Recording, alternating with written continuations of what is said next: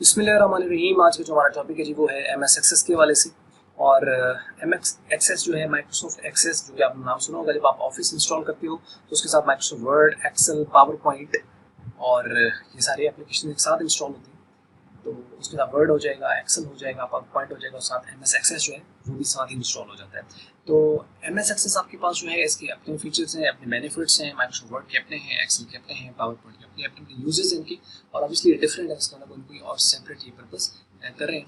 तो M S access जो होता है ये आपको सपोर्ट करता है आपकी डेटाबेस बनाने में, और उसके जरिए से टेबल आप क्रिएट कर सकते हो, फिर रिलेशनशिप से बना सकते हो। ये सारा काम इसके ऊपर किया जा सकता है। और ये एक इंडिविजुअल जो ऑर्गेनाइजेशन होती है या स्मॉल लेवल पर जो ऑर्गेनाइजेशन होती है उसके लिए तो ये सूटेबल है, लेकिन जो बड़ी ऑर्गेनाइजेशन होती है उसके लिए सूटेबल नहीं है। यानी अगर जहाँ पे millions of the users are there और आपने उनका डेटा मेंटेन करना, तो उसके लिए फिर ये सूटेबल ऑप्शन नहीं होती। उसके लिए फिर ये होता है कि आपको कस्टम बिल्ट जो डेटाबेस सॉफ्टवेयर हैं वो आपको लेने पड़ते हैं, स्पेशल बनवाने पड़ते हैं, ना कि आपको जो है वो बना बनाया इस तरीके से वो मार्केट के अंदर से आपको उठाना पड़ता है। तो क्योंकि आपकी रिक्वायरमेंट्स अलग अलग होती हैं, तो कंपनी जितनी बड़ी डेटाबेस अपनी मेंटेन करती है उनके अपने सॉफ्टवेयर होते हैं जो अपनी जो है वो डिज़ाइन करवाती है। तो आई हम इसको यहाँ पे एक छोटा सा इंट्रोडक्शन है, और ये इंट्रोडक्शन ऑब्वियसली जो है वो क्लास 12 के पॉइंट ऑफ व्यू से हम यहाँ पे शेयर कर रहे हैं, ताकि अगर कोई लॉन्ग में या बाज़ दफ़ा शॉर्ट के अंदर पूछ लिया जाता है कि right down any 3 features of M S access, इस तरीके से क्वेश्चन आ जाता है, what do you mean by M S access, या what is the purpose of M S access, या what do you mean by access ID. तो इस तरह के शॉर्ट क्वेश्चंस पूछे जाते हैं, तो उसके लिए वीडियो बनाई गई है। वरना इतनी कोई इंपॉर्टेंट ये वाला टॉपिक जो है वो ये हमें मालूम है कि ये कोई इतना इंपॉर्टेंट टॉपिक नहीं है। खैर आइए इसको हम शुरू कर लेते हैं। सबसे पहले कि M S access is application software used for creating, updating, maintaining database. Database को इसके जरिए से हम क्रिएट कर सकते हैं, उसको अपडेट कर सकते हैं, उसको मेंटेन कर सकते हैं। ये सारे काम इसके जरिए से किए जा सकते हैं। इसको एमएस एक्सेस कहते हैं। MS access is an example of relational database management system, RDBMS। Relational database management की एग्जांपल भी है, और ये उसको ऑब्वियसली सपोर्ट करती है, उसका पार्ट है। फीचर्स क्या है इसके? Easy and quick database creation. सबसे पहले आपको मालूम है कि सबसे पहले जब भी जो आपके पास एक सॉफ्टवेयर होता है, जो भी आप RDBMS यूज कर रहे होते हो, तो उसका जो सबसे पहला जो पर्पस होता है उसके अंदर क्या होता है कि आपको सबसे पहले अपनी डेटाबेस क्रिएट करनी होती है। जब डेटाबेस बन जाती है तो फिर उसके ऊपर आपको अपने टेबल्स क्रिएट करने होते हैं, रिलेशंस क्रिएट करने होते हैं। फिर जब वो टेबल्स बन जाते हैं तो फिर उन टेबल्स के अंदर आपको डेटा फीड करना होता है। फिर जब डेटा फीड कर लेते हैं तो फिर उसके ऊपर कीज चेक की जाती हैं, जिसके ऊपर प्राइमरी की लगेगी, किसके ऊपर जो है वो फॉरेन की लगेगी, किसके ऊपर कौन सी कंपोजिट की है, वो कीज का फिर आगे उसका जो है वो शुरू होता है। फिर उसमें देखा जाता है कि इनके दरमियान एक टेबल का दूसरे टेबल के साथ रिलेशनशिप क्या है, फिर उसकी नॉर्मलाइजेशन की जाती है। लेकिन एक सारा जो प्रोसीजर है ना, ये सारा इसके अंदर होता है, जिसके ऊपर पहले से वीडियोस हम लोगों ने नॉर्मलाइजेशन के ऊपर है, कीज के ऊपर भी हम लोगों ने वीडियो अपलोड की हुई है। ये एक पूरा प्रोसीजर चलता है। तो जबकि टेबल्स बन जाते हैं तो फिर उसके दरमियान क्रिएशंस देखा जाता है, लिंक्स का, कि जो इनके दरमियान कोई लिंक है क्या, एक टेबल जो ए है टेबल बी के साथ उसका कोई लिंक है क्या, वो आपस में एसोसिएट हो सकते हैं, तो फिर उनका जॉइन क्रिएट किया जाता है। तो ये जो सारे काम है ना, यानी डेटाबेस बनानी, डेटाबेस के बाद टेबल बनाना, टेबल के बाद जो है उसके अंदर डेटा फीड करना, डेटा फीड करने के बाद उस पर से ऐसे डेटा सर्च करना, उनके दरमियान रिलेशनशिप्स को फाइंड करना, रिलेशनशिप को डिफाइन करना, आइडेंटिफाई करना कि 1 to 1 है, 1 to many है, many to many है।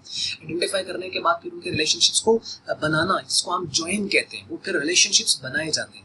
तो वो रिलेशनशिप जो है वो जॉइन के जरिए से क्रिएट किए जाते हैं। जब वो आ जाएगा तो उसके बाद फिर जो है वो आपको SQL जो लैंग्वेज है उसके जरिए से आप उसके ऊपर से इंफॉर्मेशन एक्सट्रैक्ट भी कर सकते हैं, उसके अंदर अपडेट भी कर सकते हैं, वो डिलीट कर सकते हैं, या वैसे भी उसको जो है एक्सेस करके ओपन करके आप उसको कर सकते हो। ये सारा प्रोसीजर होता है। तो ये सारे का सारा जो है वो आपको ये जो कि प्रोवाइड करती है, तो यही इसकी फीचर्स हैं। तो इसलिए हम पहले कह देंगे कि easy and quick database creation, यानी इसके जरिए से आसानी से आप डेटाबेस क्रिएट कर सकते हो।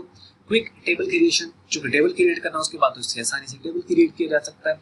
Support in creating relationships, supports in creating the relationship between the table, यानी जो जॉइन होता है। रिलेशनशिप्स के ऊपर भी हम लोगों ने पहले वीडियो बनाई है, 1 to 1, 1 to many, many to many, many to one, और रिकर्सिव रिलेशनशिप्स, इसके टाइप्स आपको जो है वो डिटेल में बताई गई हैं, तो वो आप कर सकते हो। उसके बाद support the data structured query language जो कि SQL, इसके ऊपर भी हम वीडियो बना चुके हैं पहले, इसको भी ये सपोर्ट करती है। यानी उसके साथ आप SQL यूज़ करते हुए आप माइक्रोसॉफ्ट एक्सेस से आप डेटा एक्सेस भी कर सकते हो, उसको जो है वो इंपोर्ट किया जा सकता है, एक्सपोर्ट किया जा सकता है उस पर से डेटा, और इवन उसके अंदर जो है अपडेट जो आपने करना है वो सारा इसके ऊपर आप कर सकते हो SQL के जरिए से। इसके अंदर क्या होती है, कमांड्स लिखी जाती हैं, जैसे कि सिलेक्ट कमांड, क्यूरी कमांड, और इसी तरीके से क्रिएट कमांड, मुख्तलिफ किस्म की कमांड्स होती हैं।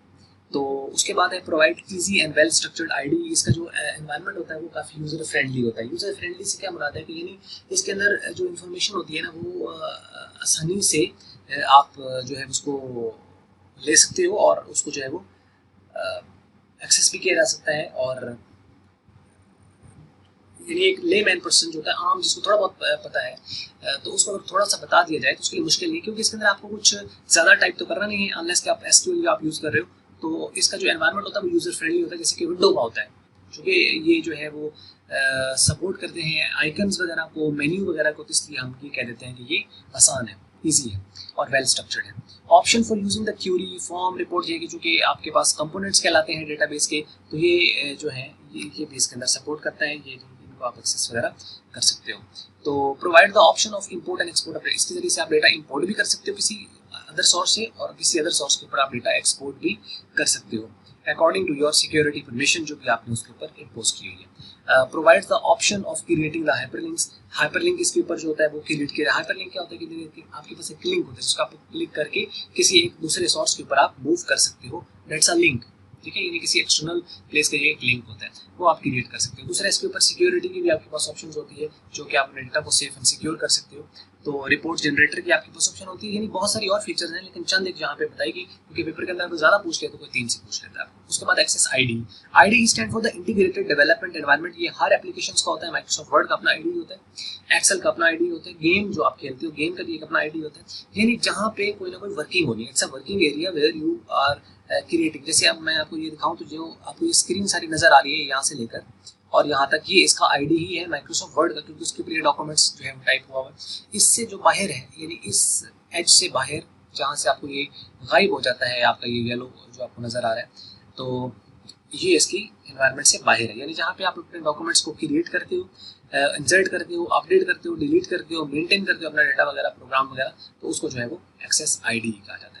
तो ये था आज का लेक्चर, और उम्मीद तो ये किया जा सकती है कि वीडियो आपको अच्छी लगी होगी, समझ गई होगी। अगर अच्छी लगी तो उसको लाइक, अच्छी नहीं लगी तो उसको डिसलाइक, और वीडियो देखने का आपका बहुत बहुत शुक्रिया।